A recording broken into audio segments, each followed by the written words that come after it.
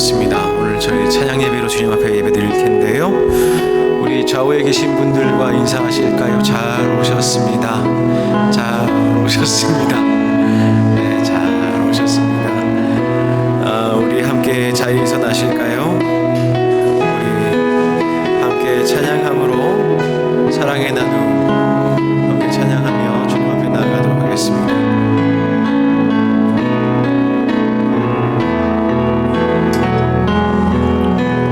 사랑의 나눔 있는 곳에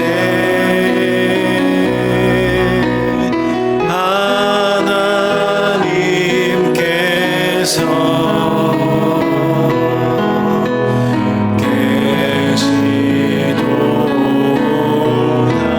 사랑의 나눔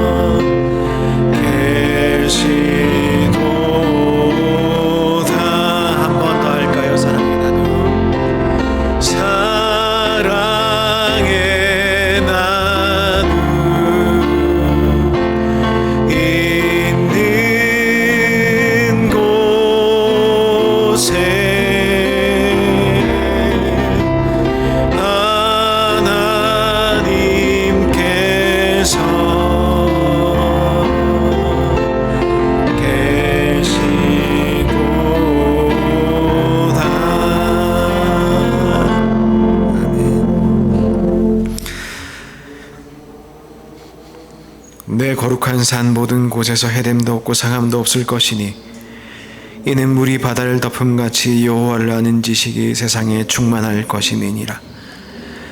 메마른 땅이 기뻐하며 사막이 백합화같이 피어 즐거워하며 무성하게 피어 기쁜 노래로 즐거워하며 레바논의 영광과 갈멜과 사론의 아름다움을 얻을 것이라. 그것들이 여호와의 영광 곧 우리 하나님의 아름다움을 보리로다. 아멘. 우리를 사랑하시고 우리를 예배의 자리에 인도하시는 주님, 이 시간 저희들이 주님 앞에 기뻐하며 백합화같이 피어 즐거워하며 주님을 찬양하며 예배하길 원합니다. 우리들이 이 시간에 우리 하나님의 아름다움을 보도록 역사하여 주옵소서. 예수님의 이름으로 기도드립니다. 아멘. 우리 이 찬양으로 함께 나아가면 좋겠습니다. 영접송인데요. 예배로 들어가면서 저희들 주님 저를 찾아오십시오. 저는 주님이 필요한 사람입니다. 저는 메마른 땅과 같습니다. 그러나 이 시간 주님 앞에 백합화처럼 피게 도와주십시오. 주님 제게 와주십시오. 우리 심령에 주님께서 오시기를 함께 기대하며 이 찬양하면 좋겠습니다.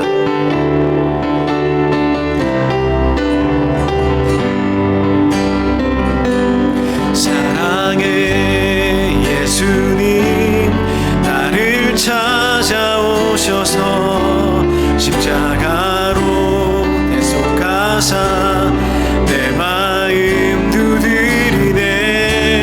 오 사랑의 예수님 지금 내 맘을 엽니다. 내 안에 거하셔서 나의 생명 되소서. 사랑의 예수님 나를 찾아오셔서 십자가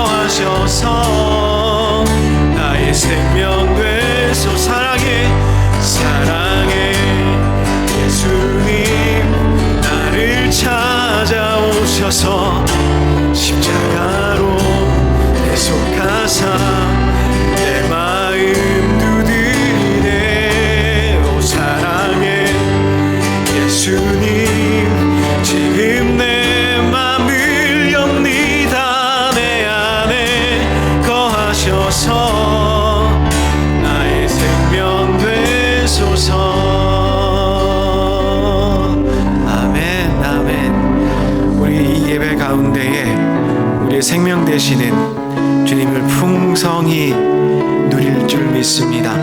우리 그 주님 찬양할까요? 주 하나님 독생자 예수, 내 모든 삶의 기쁨 늘 충만하네. 함께 고백하겠습니다. 주 하나님 독생자 예수, 날 위하여 오시었네. 내 모든 죄 다 사하시고 죽음에서 부활하신 나 내 구세주, 살아계신 주, 나의 참된 소망. 아멘. 전혀 없네.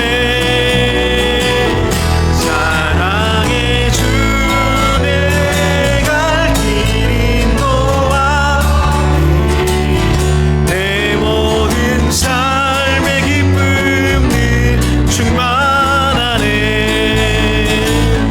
주 안에서 거듭난 생명 도우시는 주의 사랑,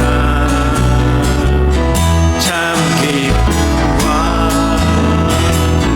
확신 가지고 예수님의 도우심을 믿으며 살리.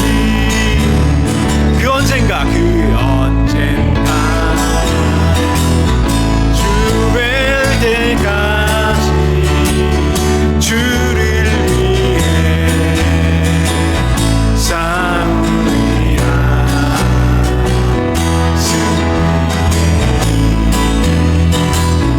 멀고 험해도 주님께서 나의 앞길 지켜주시리. 아멘. 살아계신 주, 나의 참된 소망, 걱정 근심 전혀 없네. 사랑의 주, 내 갈 길 인도하니 내 모든 삶의 기쁨 늘 충만하네. 살아계신 주, 살아계신 주,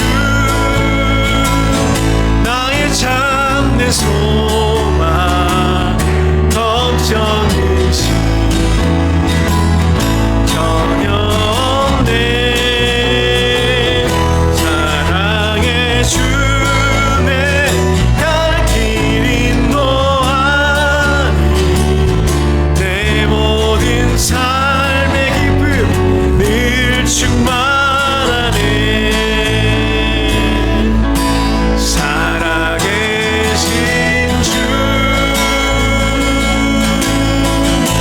나의 참된 소망, 걱정 근심. 아멘. 전혀 없네. 사랑의 주, 내 갈 길 인도하니 내 모든 삶의 기쁨 늘 충만하네.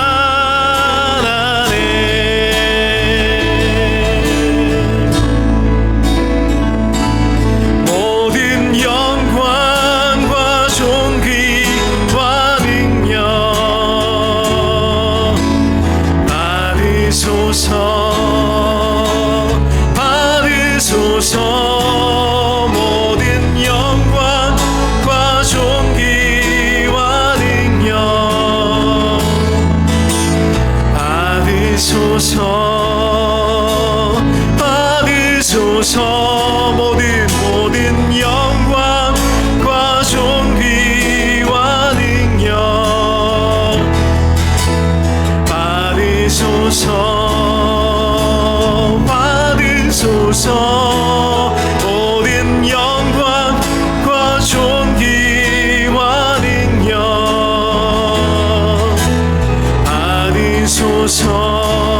주님 받으소서.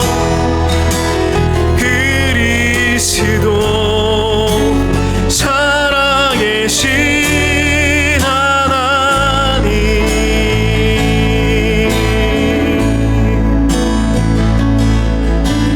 주님 큰 영광 받으소서. 홀로 찬양 받으소서. 모든 이름 위에 뛰어난 땅과 하늘이 다 찬양해. 겸손하게 우리 무릎 꿇고 주 이름 앞에 영광 돌리세. 모두 절하세.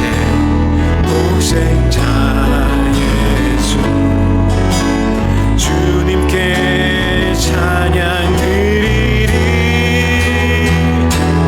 모든 영광과 존귀와 능력 아멘 받으소서. 받으소서.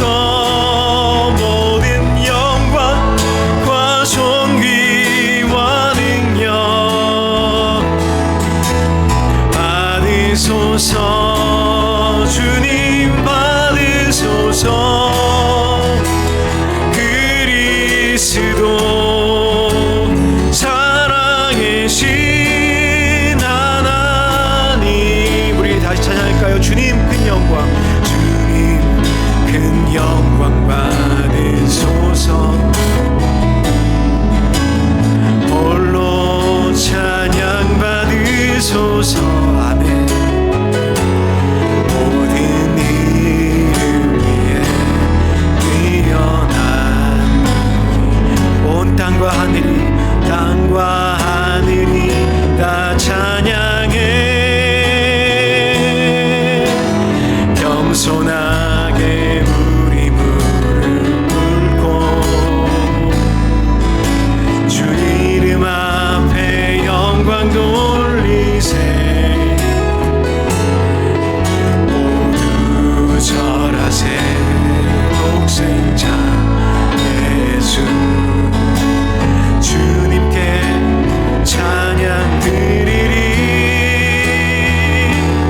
모든 영광과 존귀와 능력 받으소서. 받으소서. 모든 영광과 존귀와 능력 받으소서. 받으소서. 모든 영광과 존귀와 능력 받으소서. 받으소서. 모든 영광과 존귀와 능력 받으소서. 주님 받으소서. 그리스도 사랑의 신 하나님, 모든 영광과 존귀와 능력 받으소서. 받으소서. 모든 영광과 존귀와 능력 받으소서. 받으소서. 모든 영광과 존귀와 능력 받으소서. 받으소서. 모든 영광과 존귀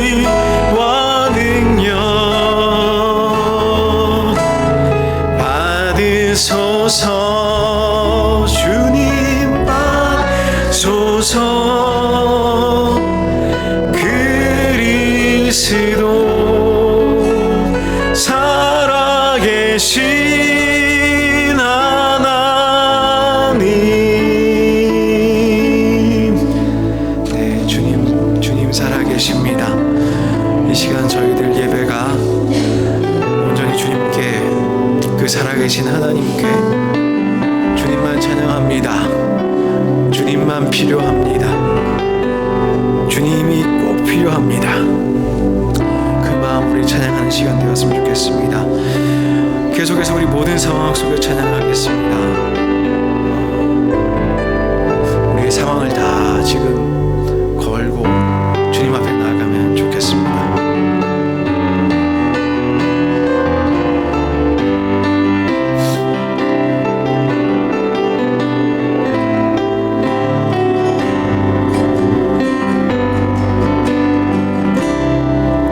모든 상황 속에서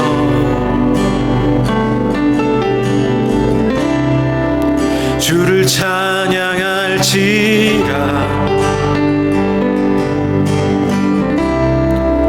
주는 너의 큰 상급,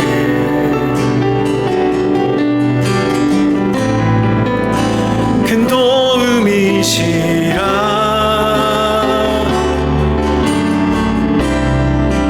주의 얼굴 구할 때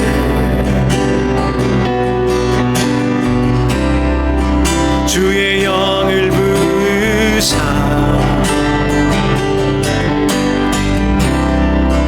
크신 사랑 안에서 주를 보게 하소서.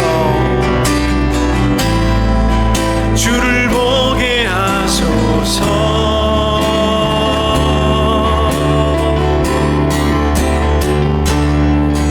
내 영혼이 확정되고 확정되어 싸우니 믿음의 눈 들어 주를 바라봅니다.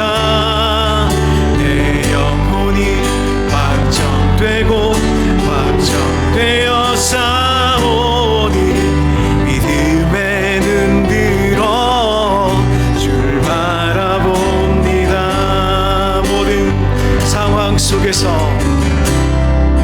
모든 상황 속에서 주를 찬양할지라. 주를 찬양할지라.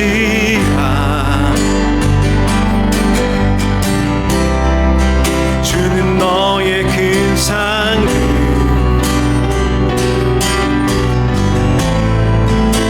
큰 도움이시라.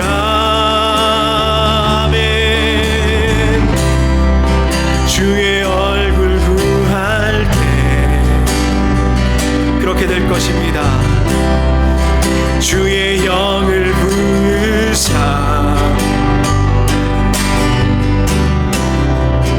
크신 사랑 안에서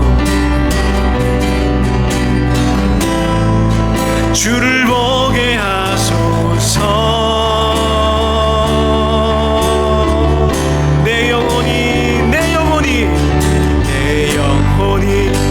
확정되고 확정되어 싸우니 믿음의 눈 들어 주를 바라봅니다. 내 영혼이 확정되고 확정되어 싸우니 믿음의 눈 들어 주를 바라봅니다. 내 영혼이 확정되고 내 영혼이 확정되고 확정되어 싸우니 믿음의 눈 들어 주를 바라봅니다. 내 영혼이 확정되고 확정되어 싸우니 믿음의 눈 들어 주를 바라봅니다. 사랑의 예수님 나를 찾아오셔서 십자가로 대속하사 내 마음 두드리네. 오 사랑의 예수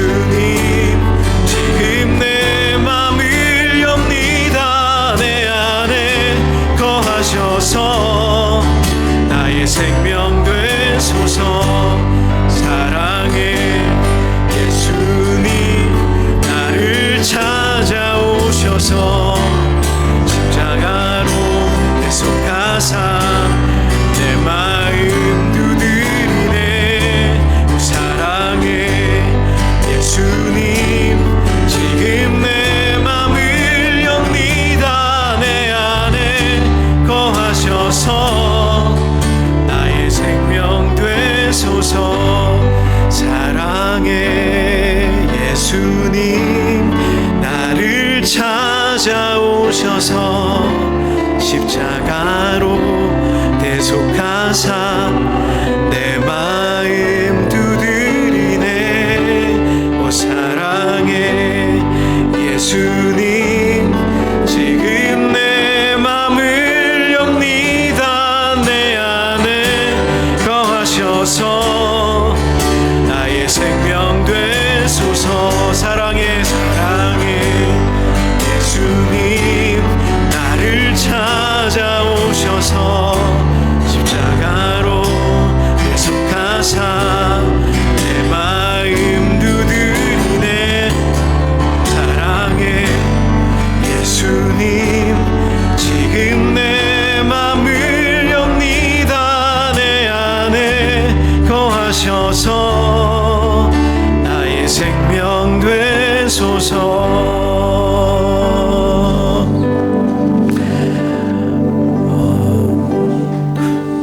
주님께서는 우리가 찾을 때 꾸짖지 않으시고 후히 주시는 분이시라고 그렇게 성경은 이야기합니다. 혹시 아직 주님 못 만나셨습니까? 혹시 요즘 신앙생활이 너무 무미건조하고 너무너무 활력이 없고 너무너무 기댈 데도 없고, 주님 찾으십시오. 주님 찾으십시오. 주님께서는 반드시 우리와 함께 하실 줄 믿습니다. 이 시간 우리 마지막으로 이 찬양하면서 우리 기도를 담아 찬양하면 좋겠습니다. 모든 걸음 대신에 함께 찬양하도록 하겠습니다.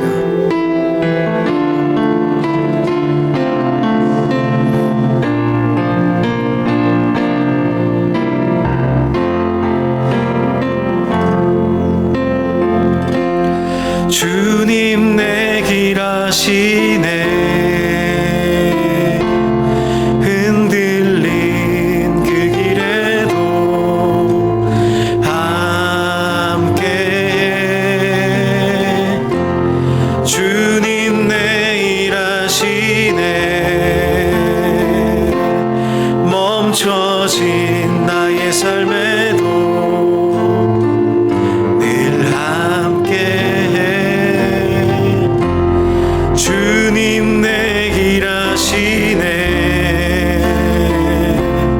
흔들린 그 길에도 함께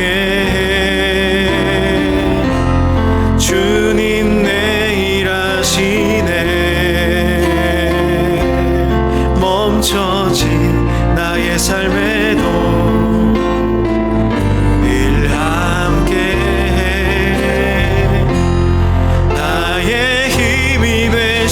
주 항상 같은 곳에서 주가 나의 도움 되시네.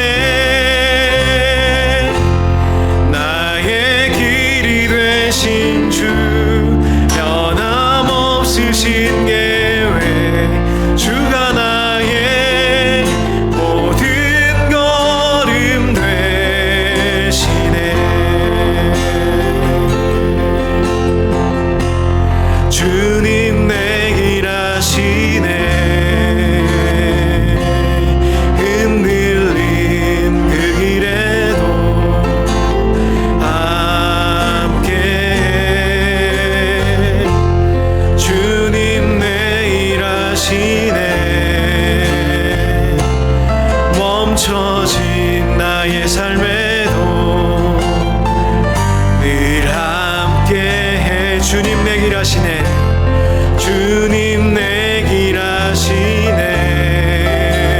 흔들린 그 길에도 흔들린 그 길에도 함께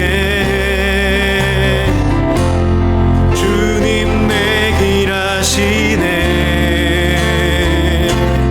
멈춰진 나의 삶에도 늘 함께 나의 힘이 되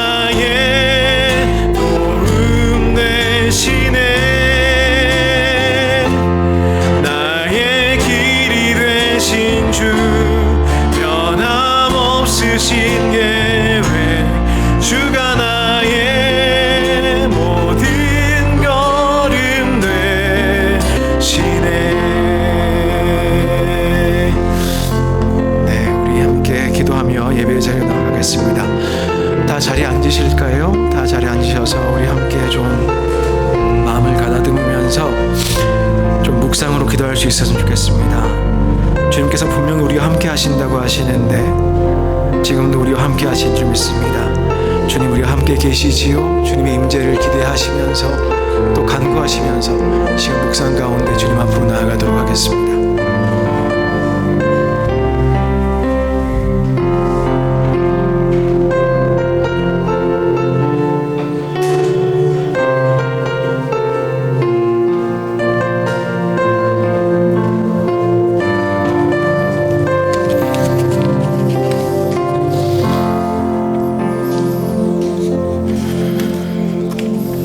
사랑과 은혜가 충만하신 하나님, 지난 한 주간에도 주님과 동행함으로 믿음 안에 설계 하시고 오늘도 귀한 날을 허락하시어 거룩한 주일에 주님의 성전에 나와 찬양과 경배드리게 하심에 감사드립니다.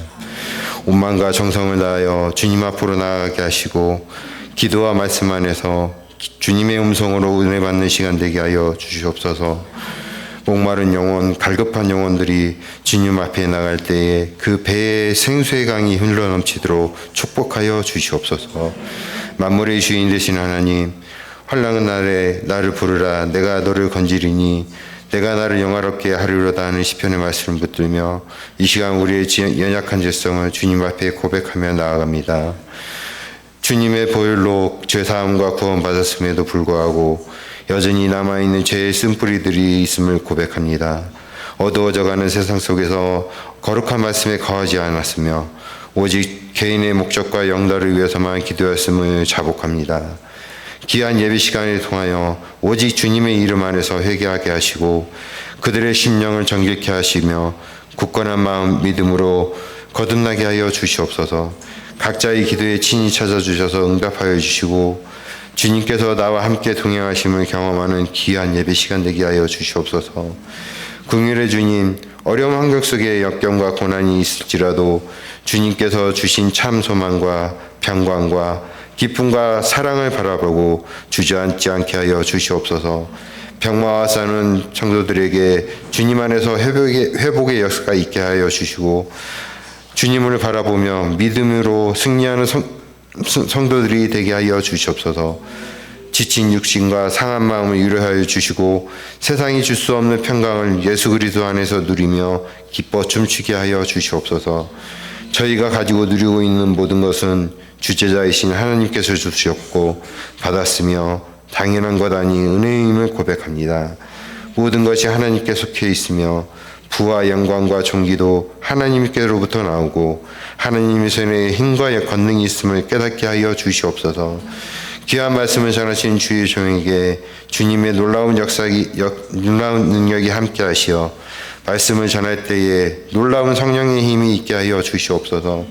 맡겨진 목회 활동을 전념할 수 있도록 모든 걱정과 고민에서 자유케 하시며 영육간에 강경케 하시고 피곤치 않게 하여 주시옵소서.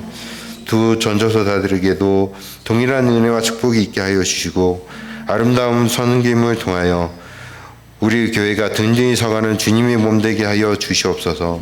사역을 통하여 뿌린 씨앗들이 30배, 60배, 100배의 풍성한 결실을 맺게 하시고 그 시대에 꼭 필요한 종들로 쓰임받게 하여 주시옵소서. 말씀을 통한 한량없는 은혜로 우리의 심령을 가득 채우실 줄로 믿고 있사오며 듣는 이들로 하여금 아멘으로 화답하는 시간 되게 하여 주시옵소서. 언제나 우리의 삶의 주인 되시는 구주 예수 그리스도 이름으로 간절히 기도드립니다. 아멘.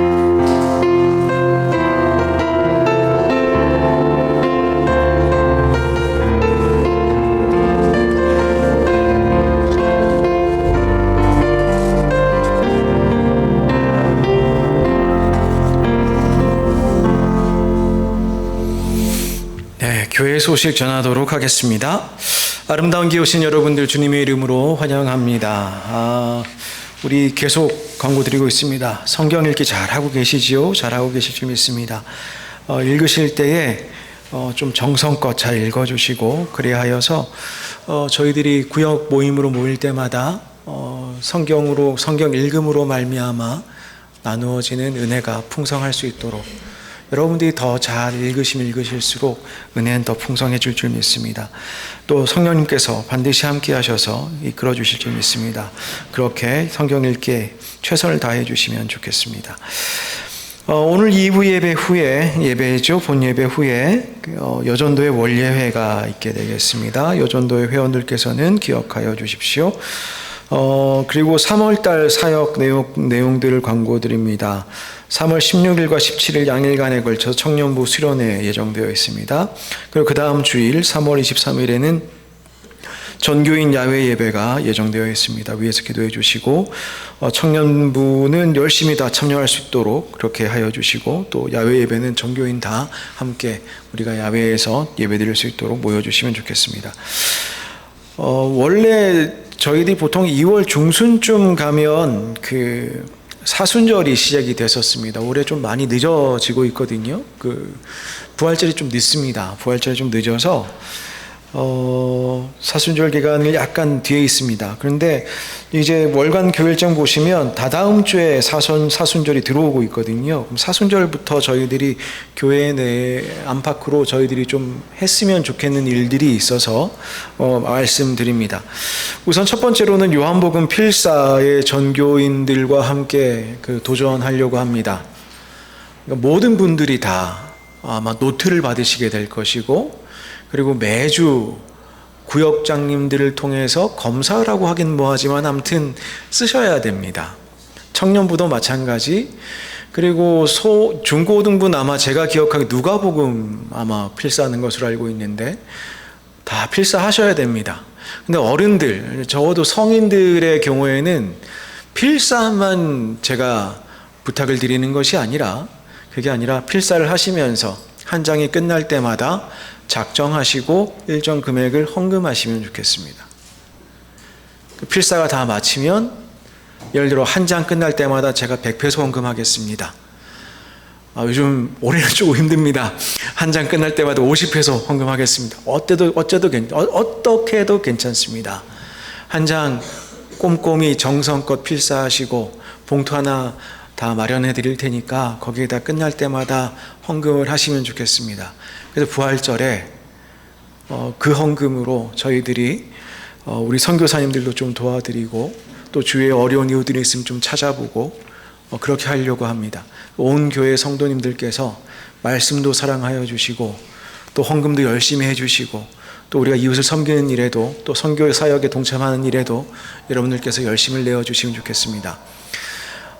그렇게 우리가 기도하며 말씀 쓰며 헌금하며 사역할 때에, 그때에 우리 안에서 참으로 참 기쁨 충만할 줄 믿습니다. 여력이 되시는 분들은 더 100페소 이상 하셔도 괜찮습니다. 하지만 모든 분들이 정성껏 한 장마다 필사할 때마다 기도하는 마음으로 헌금하시면 참 좋겠습니다. 그 외의 내용들 주보를 참조하여 주시면 좋겠습니다. 오늘 주시는 하나님의 말씀 함께 살펴보겠습니다. 여호수아서 1장 1절로 9절까지의 말씀입니다.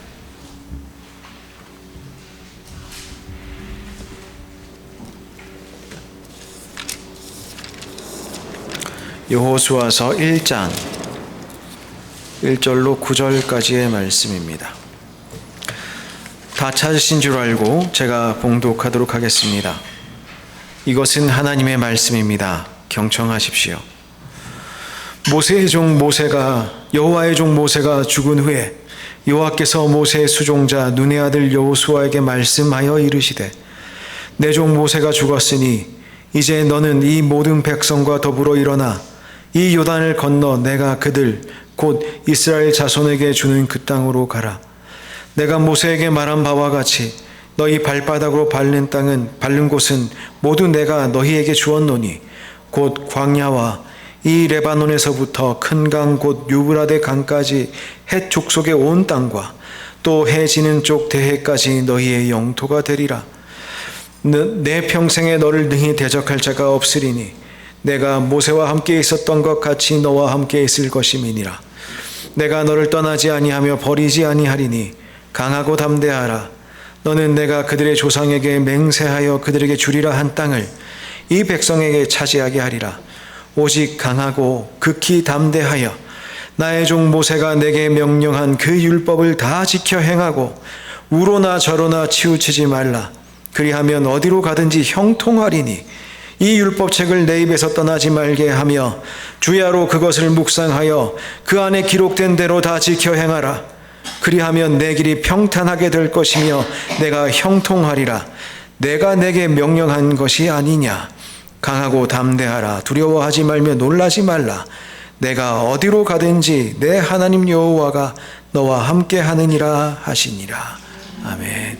이 말씀으로 저희들 영성과 형통이라는 제목으로 말씀 나누겠습니다. 오늘 특별 찬양이 있습니다. 2구역에 준비하셨습니다. 함께 주님께 영광 돌리겠습니다.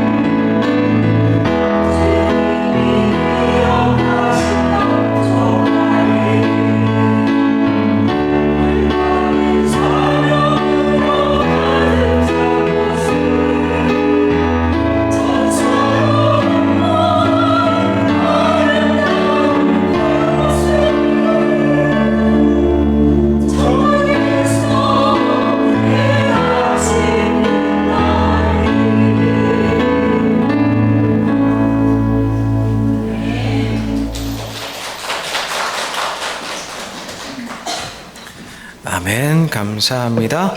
우리 함께 기도하겠습니다. 사랑의 하나님, 감사합니다. 저희들로 하여금 주님 앞에 예배할 수 있는 놀라운 영광을 허락하시고, 또한 저희들로 하여금 나와서 또 찬양함으로 또 주님을 높임으로 이렇게 예배할 수 있게 하시니 감사합니다. 이 시간에 저희들 함께 말씀 나눌 때에 말씀으로도 저희들을 축복하셔서 저희들의 지성과 감성과 우리의 의지가 말씀 가운데에 다시 변화되도록 역사하여 주옵소서. 예수님의 이름으로 기도드리옵나이다. 아멘. 네, 한 주간 평안하셨습니까? 오늘 저희들 함께 또 말씀을 나누게 되었습니다. 저희들이 요즘 한국 사회를 보다 보면 조금 죄송한 말씀입니다만은 교회가 제일 혼란스러운 것 같아요. 물론 정치가 혼란스러워서 그런가 싶기도 한데, 어떤 목사님은 저런 말씀하시고 어떤 목사님은 이런 말씀하시고 정치적인 문제 때문에 그런 것 같은데요. 많은 분들이 그런 말씀들 하세요. 그럼 그리스도인은 어떻게 해야 됩니까? 제가 정답을 말씀드린 것은 좀 제 생각일 것 같고, 기본기를 어떻게 하면 좋을까? 영성적 측면에서 우리가 어떻게 세상을 바라보고, 어떻게 우리 자신을 준비하고, 어떻게 하나님 앞에서 우리 자신을 만들어 가면서 신앙의 고백으로 살아갈 수 있을까? 그런데 우리 인생이라는 것이 늘 그렇듯이 늘 숙제가 있지요. 뭐 한국의 정적인 문제가 사실 뭐 큰일입니다만은 당장 내 숙제는 아니죠. 죄송한 말씀입니다만은. 한편으로는 또 그렇게 생각도 듭니다. 예전에 무슨 인터넷 글 보다가 밑에 답글을 보니까 내가 뭐라고 눈만 뜨면 이것만 들여다보고 내 생활이 지속되지가 않는다. 빨리 좀 끝났으면 좋겠다. 어떤 분이 밑에 답을 다셨어요. 나라의 주인이시니까 그런 겁니다. 당연한 겁니다. 근데 그것도 그건데 한편으로는 우리 일상도 살아가야 되잖아요. 애들도 키워야 되고, 애들은 자라야 되고, 밥은 또 해 먹어야 되고요. 그렇다고 부엌에 안 들어갈 수 있습니까? 설거지 안 할 수 있습니까? 빨래 안 할 수 있습니까? 학교 안 갈 수 있습니까? 직장 안 갈 수 있습니까? 그럼 우리가 가져야 될 기본기라는 측면에서 영성. 그런데 오늘 말씀 보면 어떠한 영성의 모습을 우리 갖추었을 때에 그 모습이 어떤 문제 앞에서 갈팡질팡하는 것이 아니라 좌로도 우로도 가지 않고 형통할 것이라고 오늘 본문은 이야기합니다. 우리가 갖춰야 될 기본기가 어떤 것이겠는가? 오늘 좀 생각해 보고자 합니다. 보통 영성이라고 이야기를 하면 이제 뭐라고 할까요? 성경에 그 자체에 있는 단어는 아니지요. 영이다, 성령이다, 영적이다, 그런 이야기들은 있을 수 있겠는데, 영성이라는 단어는 사실 없지요. 근데 여기서 우리가 영성이라고 했을 때 그러면 성경적 근거를 가지고 이야기해야 될 텐데, 영성이라는 것은 이른바 영이신 하나님과의 바른 관계 안에 있는 인간의 총체적인 모습. 이게 우리가 너무 또 뭐라고 할까요? 형이상학적으로 영혼 따로 육체 따로 구별할 것이 아니라 우리의 삶과 우리의 육신과 우리의 신앙생활과 우리의 일상생활과 이 모든 것, 우리의 총체적인 모습이 하나님과의 바른 관계 안에 있는 어떤 그 모양, 그걸 저는 기독교적 영성이라고 말씀드리고 싶습니다. 우리가 어떤 일을 만나도 자연스럽게 우리 안에서 나타나야 될 어떤 모습, 어떤 반응이 됐든 그것이 어떨 땐 분노가 될 수도 있고 슬픔이 될 수도 있고 여러 가지 상황이 있겠습니다만은 그것이 하나님과의 관계 안에서 나타나는 모양, 그런 모습을 볼 때에 저 사람은 정말 영성적으로 건강하구나, 그런 이야기 할 수 있다는 것이지요. 그래서 이분법적 가치관으로 이것을 생각하는 것보다는 좀 포괄적으로 생각하면 좋겠습니다. 그래서 지성과 감성과 우리의 실천에 함께 우리가 좀 생각해 보면 좋겠습니다. 결론부터 말씀드리자면 이 세 가지가 지성이면 지성, 감정이면 어떤 감성이면 감성, 행동이면 우리의 실천, 이런 것들이 적절하게 균형을 이루고 있어야 됩니다. 근데 여기서 말하는 균형이라는 것, 좌로 갈 것이냐 우로 갈 것이냐가 아니라, 그러니까 내가 지성이 이만큼 있어, 내가 감성이 이만큼 있어, 내가 실천이 이만큼 있어, 이게 33, 1%는 하나님께 드리고 이렇게 하는 게 아니라, 이게 아니라 삼자 간의 조화가 아니라 이 각 각각의 내용들이 하나님과의 관계 안에서 맞는 내용들로 채워져야 된다는 것이지요. 실천도 바르게, 생각도 바르게, 감정도 바르게 하나님과의 관계 안에서 나는 공부가 좀 부족한 것 같아. 그래서 공부 더 한다고 지성이 더 올라가는 것도 아니에요. 그런다고 감정이 가지고 있는 것을 메워주지도 않아요. 사람은 이상해서 그것들이 하나님 앞에서 바른 관계가 되지 않을 때 바리새인이 되거나 위선적이 되거나. 한국 교회의 가장 큰 문제가 뭘까요? 왜 이렇게 갈라져 있을까요? 정말 하나님 앞에 똑바로 서 있을까요? 누가 똑바로 서 있을까요? 한국 교회는 감히 제가 이렇게 할 이야기는 아닐 수도 있겠습니다만은 일반적으로 좀 치우치는 경향은 분명히 있는 것 같습니다. 여기서 말하는 균형이라는 것이 물론 하나님과 관계 안에서 바르게 영성이 건강하게 자라야 된다는 말씀을 드리지만, 근데 한편으로는 한 측면이 지나치게 강조될 때에, 다른 영역들이 무시될 때에 우리의 영적인 모습도 굉장히 왜곡될 수 있다는 것도 우리가 기억할 수 있었으면 좋겠습니다. 바른 모양으로 성숙될 수는 없는 것이지요. 대체적으로 크게 이야기를 하자면 한국 교회에서 가장 두드러지는 것은 감성을 지나치게 강조하는 모양이 아니겠는가라는 생각해 봅니다. 저희 교회는 조금 이제 목사 때문에 좀 그런 부분에 오히려 약할 수도 있다고 저는 생각을 하는데, 저는 좀 뜨겁게 기도했으면 좋겠는데 제가 그게 참 잘 도와드리지 못하는 것 같아요. 근데 뜨거워야 되거든요. 이거 맞아요. 맞는데 너무너무 좋은 것인데, 신앙의 핵심이 이 뜨거운 이 감성이 분명히 있어야 되는데, 근데 신앙의 핵심이 느낌에 있지는 않거든요. 신앙의 핵심이 느낌에 있지는 않습니다. 가슴에 뭐가 뜨겁게 느껴져야만 그 진정성을 인정할 것이냐? 그러니까 우리가 무슨 말을 들어도 아무런 감흥이 없고 느낌이 없으면 오래 견디지 못하고 금방 흥미를 잃게 됩니다. 한국 교회에서 여러 설교 스타일을 보다 보면 지적인 내용에서는 별 내용이 없어도 감정 자극하고 열정을 불러일으킬 수 있으면 호응을 받는 경우들이 좀 많은 편이에요. 성령의 도우심을 받는 게 아니라 느낌의 도우심을 받는 신앙생활 하는 경우들이 많더라라는 거죠. 감성적으로 충만한 것이 아니라 감정적으로 매여 있는 그런 경우들이 너무 많더라. 물론 이 감성이라는 것이 너무너무 중요합니다. 열렬한 기도와 뜨거운 찬송이 있어야 됩니다. 그런데 성경과 말씀에 대한 깊은 이해가 결여되는 경우들도 많고, 믿음은 뜨거워 보이는데 믿음의 내용은 없고, 뜨겁고 카리스마가 있어 보이면 또 그 사람에 대해 너무 맹종하고 어떠한 비판도 하지 않으려고 하고, 신비스러운 분위기를 내고 어떤 기적적인 능력을 보여주는 지도자한테 한번 정서적으로 노예가 되면 벗어나지를 못하고, 이건 지적인 엘리트도 예외가 아니었습니다.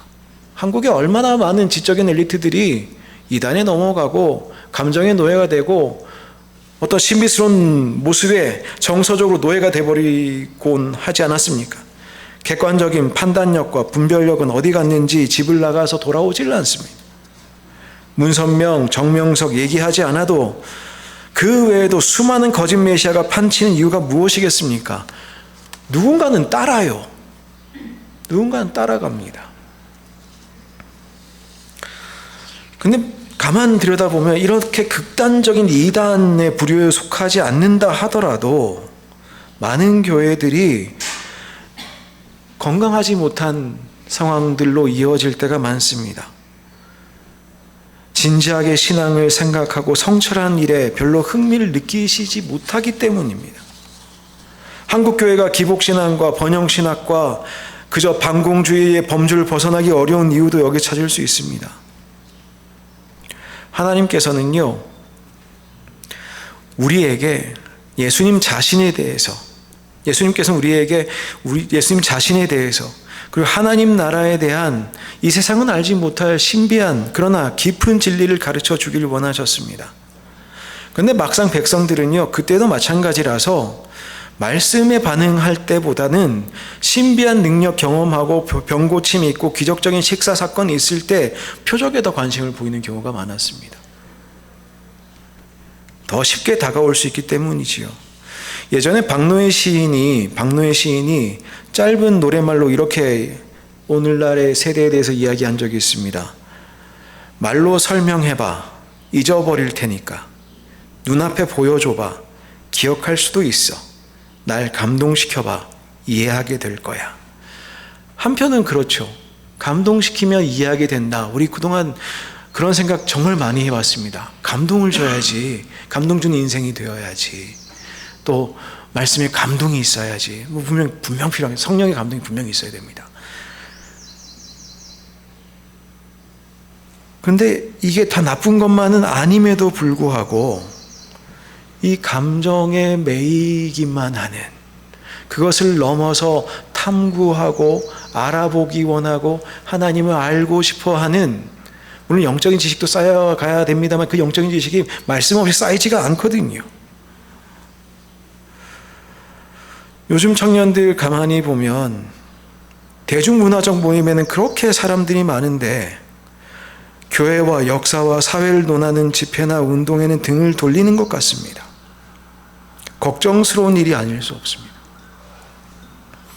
기독 청년들이 시대의 문제를 풀어가고 교회와 민족의 미래를 바른 방향으로 이끌어갈 수 있는 지도자로 성장하는 것은 앞으로 매우 어려울 것입니다. 신앙 안에서 이것을 잘 다루려고 하지를 않아요. 신앙 안에서 삶의 문제를 다루려고 하지를 않습니다. 여러 가지 운동들이 있고 여러 가지 일들이 있는데, 근데 큰 볼륨으로 보면 그나마 있는 청년들 다 감정적인 것에 몰려가 있어요. 한국 교회가 그런 모양으로 키우고 있어요.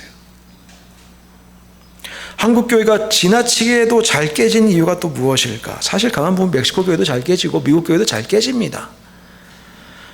근데 가만 보면 참으로 심각하게 공동체에 대해서 생각하고 함께 이야기하고 토론하고 함께 풀어내는데 훈련이 너무나 안 되어 있습니다. 참으로 우려스럽게 이루 말할 데가 없습니다. 그런데 이런 이야기를 할 때마다 많은 경우에 어른들은 나는 괜찮아 라고 생각하시는 것 같아요. 그런데 우리의 신앙도 마찬가지거든요. 중고등부의 신앙과 청년들의 신앙과 어른들의 신앙의 모양이 늘 다르게 성장하는 것은 아닙니다. 그런데 늘 다를 때도 분명히 있는데, 근데 부족한 걸 보면 늘 비슷해요. 그럼 어른들은 이 사회의 문제에 대해서 대응할 수 있는 영적인 비전이 열려 있느냐? 영적인 시야가 열려 있느냐? 또 한편은 어떤 사람들은 지나치게 지성에 편향되어 갑니다. 이성적이고 지적인 성찰을 굉장히 강조하지요. 깊이는 있어 보이는데 깊이가 결여됩니다. 있어 보이지요. 아는 것 같고 뭔가 대단한 것 같아 보이는데 없습니다. 뭐가요? 열심이요. 성경에 대한 지식이 깊습니다. 성경의 눈을 가지고 세계를 분석하기도 하고 평가한 능력도 있습니다.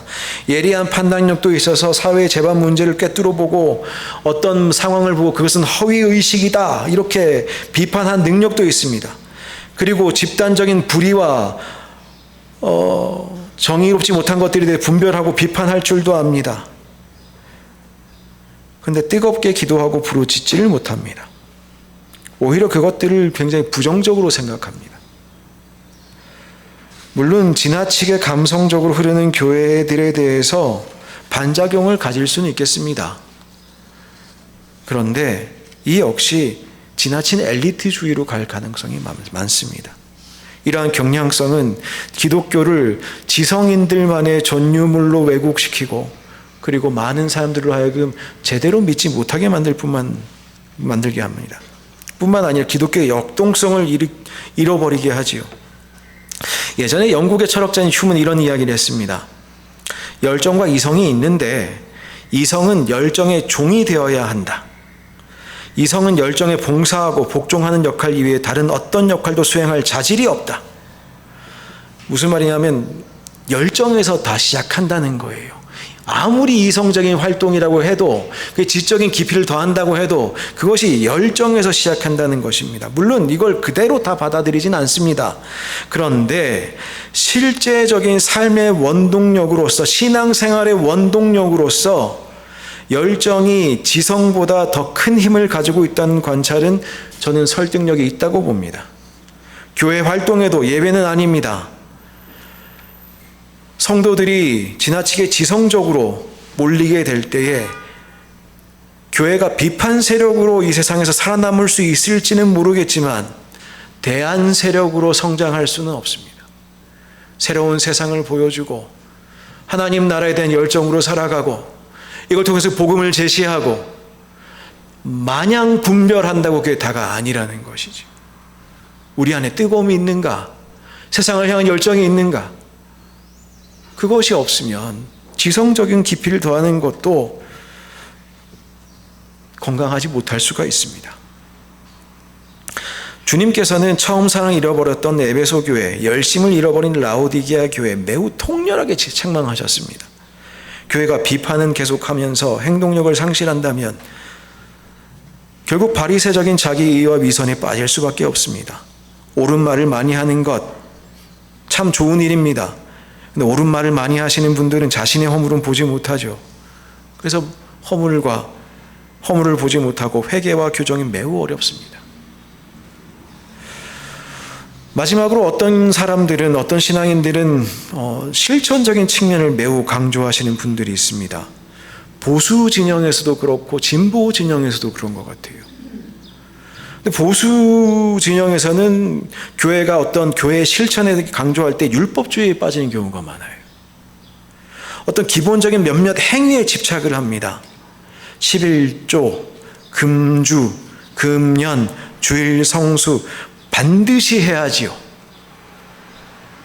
근데 이것이 신앙에 울림이 있어야 되는데 신앙적으로 차지하는 의미가 너무너무 좋고 그걸 잘 알고 실천하면 너무너무 좋은 것들인데 그것 자체가 목적이 될 때 복음과 은혜의 본질이 우리 안에서 사라지기 시작합니다. 교회는 조직이기주의에 빠지게 되고 이웃사랑과 정의 실현이라는 중요한 실천에는 소홀하게 됩니다. 그 기독교가 아니라 교회교가 되기 십상이지요. 예배 강조해야지요. 11조 강조해야지요.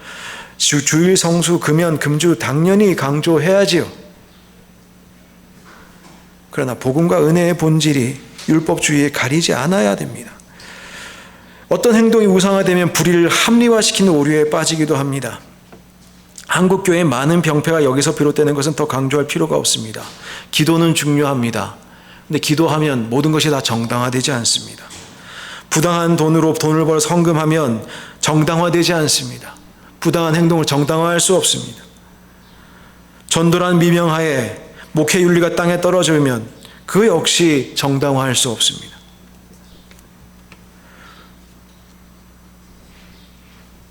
우리의 행동이, 교회에서 하는 행동이 그 자체로 모든 것을 다 정당화해 줄 수 없습니다. 올바른 신앙생활이 이어져야 우리의 교회에서 헌금도, 우리의 찬양도, 우리의 신앙의 고백도 그것이 건강한 것이 되는 것이지요. 그것을 함께 강조할 수 있어야 되겠습니다. 한편 진보 진영에서는 소위 실천이라는 것을 너무 지나치게 집중하는 경향이 있습니다. 물론 이것은 굉장히 소중하고 저 역시 굉장히 귀하게 생각합니다. 근데 실천이 교리적 정통성을 진단하는 기준이라고 그렇게까지는 생각하지 않습니다. 물론 성경적 측면이 분명히 있습니다. 요한복음 7장 17절에서 예수님 이렇게 말씀하셨거든요. 사람이 하나님의 뜻을 행하려 하면 이 교훈이 하나님으로부터 왔는지 내가 스스로 말함인지 알리라. 무슨 말이냐? 사람이 하나님의 뜻을 행하다 보면 예수님께서 하신 말씀이 그냥 사람이 만들어낸 말인지 그것이 하나님으로부터 온 말인지 알 수 있다는 것이죠.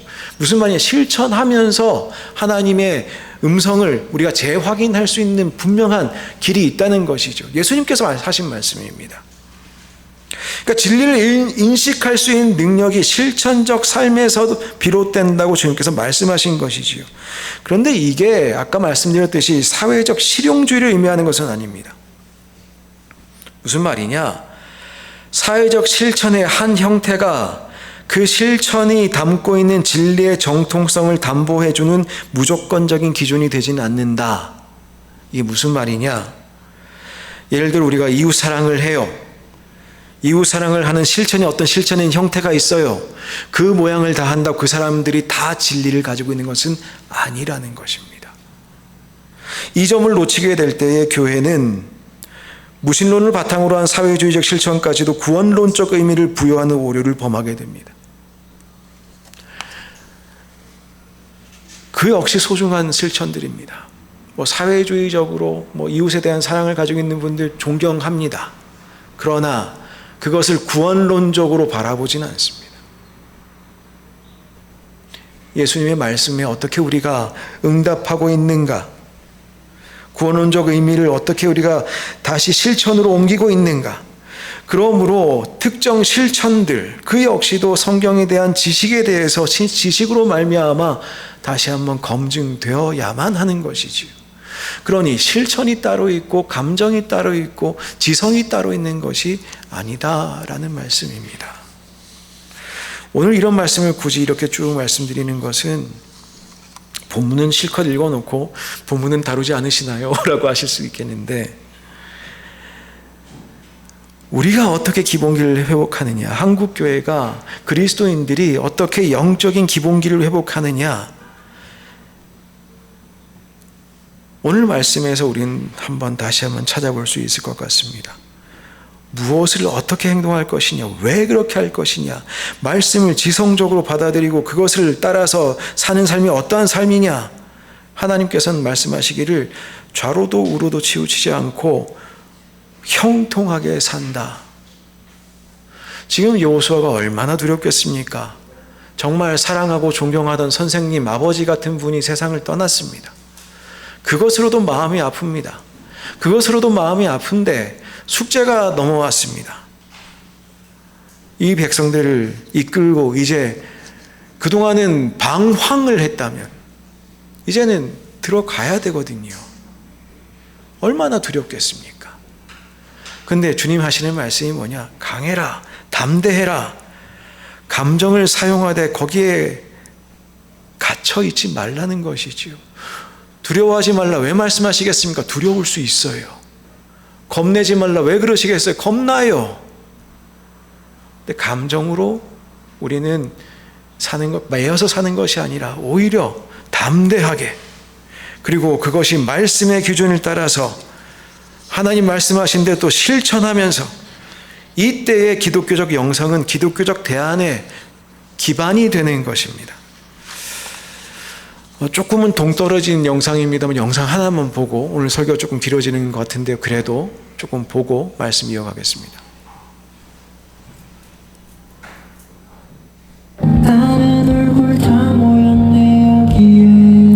죄송한데 영상도 보여주실 수 있나요? 네. 왜 그러냐면 가사가 떠 있어서 그렇습니다. 제가 가사만 읽어드리려다가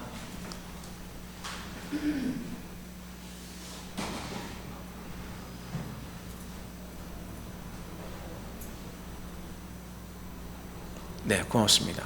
아는 얼굴 다 모였네 여기에 한 공간에 다 있는 게 신기해 모르는 사람이 계속 오는데 누군지 기억이 안 나 미안해 종종 상상했던 내 장례식에 축하와 환호성 또 박수 발채 난 파티가 됐으면 했네 왜냐면 난 천국이기 때문에 오자마자 내 몸집에 선업에 커다란 사자와 친구를 먹었네 땀 위에 단어들로 표현 못해 사진을 못 보내는 게 아쉽네 아는 얼굴 다 뭐 가수는 아실 것 같고 내 제목은 장래의 희망이죠. 장래를 이렇게 했으면 좋겠다. 근데 이미 죽은 이후의 모습으로 노래를 하고 있습니다. 보시면서 어떤 생각이 드셨나요? 그리고 나중에 후렴에 가면 아예 할렐루야 뭐 이러면서 함께 일어나 춤을 추고 뛰며 찬양해 이러면서 아예 CCM인가 싶을 정도로 그렇게 이제 아예 가사가 옮겨가는데, 저는 이제 그저껜가 처음 봤어요. 그저껜가 처음 봤는데 밑에 답글에 이제 사연들이 워낙 많은 거예요. 우리 딸 기다려라 간다. 또 자기 친구 이야기하면서 누구야 너는 사자 친구가 생겼냐. 근데 한편으로 이제 생각이 드는 거예요. 어떤 또 지식이 많으신 분들은 그거 천국 그런 거 아니야. 그런 거 아니고 우리 천국 가면 예수님만 있고 거긴 아내도 없고 가족도 없어. 괜히 산통을 깨지요. 그 사람은 영성적으로 건강하겠습니까? 그게 맞는 지식이겠습니까? 설령 그 지식이 맞다 한들 그게 맞는 지식, 영성, 그게 맞는 그리스도인입니까? 지식은 있으나 영성은 없지요. 지성과 감성과 실천이 말씀 안에서 어우러져 있는 모양. 가끔 헤어지면 슬프고 어렵지요. 굉장히 슬프고 어렵지요. 어떻게 일어나서 춤을 추고 뛰고 찬양할 수 있겠습니까? 그 모습을 보고 어떻게 우리가 형통하다, 죽음 앞에서 형통하다 말할 수 있겠습니까? 그래서 고민이 됩니다. 주님 안에 사는 것이 정말 무엇일까? 정말 영적인 깊이를 더하며 사는 것은 무엇일까? 이 노래를 들으면서 그런 생각을 했습니다. 죽음에 대한 생각이 어둠에서 빛으로, 끝에서 시작으로 변하는 것 같은 경험을 했다. 저는 그렇게 생각을 했습니다. 기독교 복음이 가지고 있는 놀라운 능력이 있습니다.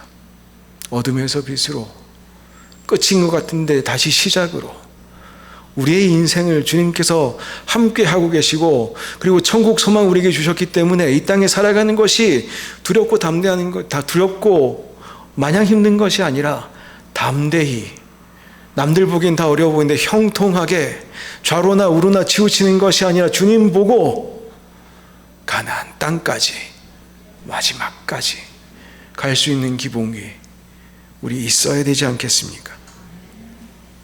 슬플 때도 있습니다. 분노할 때도 있습니다. 그러나 믿음으로 살아가는 사람들, 영적인 주님과의 교제를 이어가는 사람들, 주님을 알고 지성적으로 알고 주님을 감성적으로 느끼고 주님께서 원하시는 것을 실천으로 행하는 그 사람들, 주님께서 형통케 하실 줄 저는 믿습니다. 기도하겠습니다. 주님 올바로 바라보고 이 세상에서 일어나는 일들 때문에 두려워하거나 좌절하지 않게 도와주시고, 그것들 때문에 주님이 아닌 다른 곳으로 좌로나 우로나 가는 것이 아니라 오직 주님을 향해서 주님 주신 소명 따라 기쁨으로 환호성을 지르며 주님 향해 달려가는 우리 모든 성도가 될 수 있도록 주님 축복하여 주옵소서.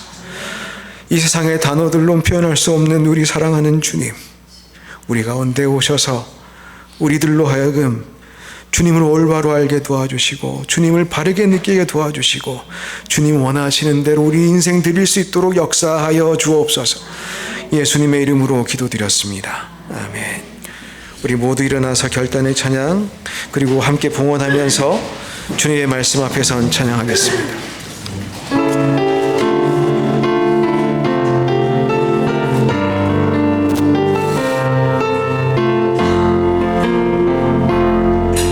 주의 말씀 앞에서 당신은 참된 예배자,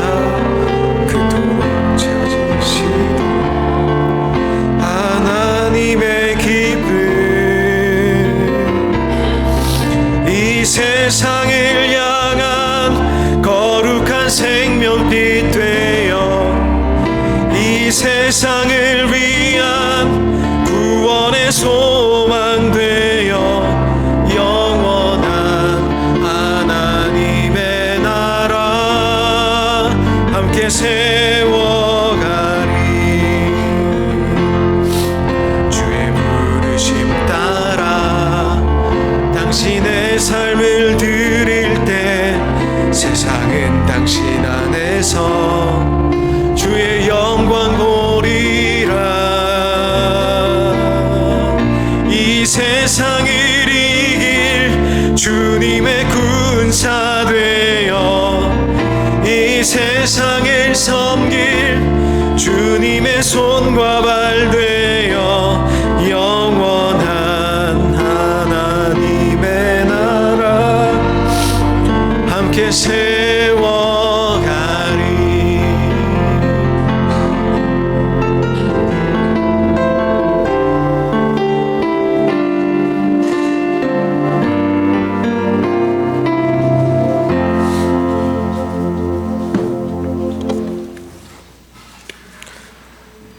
믿음의 눈으로 천국의 소망으로 살다 천국간 동생 위에 기도해 주셔서 감사합니다.